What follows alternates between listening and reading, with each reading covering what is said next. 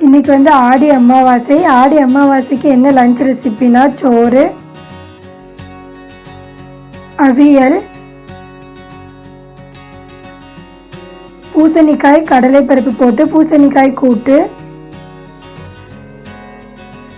செவ்வரிசி சேமியா வெல்லம் போட்டு பால் பாயாசம்,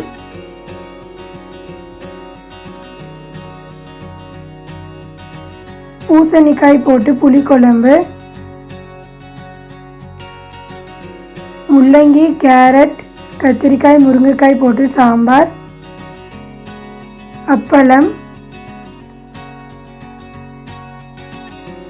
இதுதான் இன்னைக்கான படையல். இது ஒரு ஈஸியான லஞ்ச் ரெசிபி. இது மாதிரி நிறைய லஞ்ச் ரெசிபிஸ் வேணும்னா மறக்காமல் மீனகாசனத்தில் சேனலை சப்ஸ்கிரைப் பண்ணிக்கோங்க. தேங்க்யூ.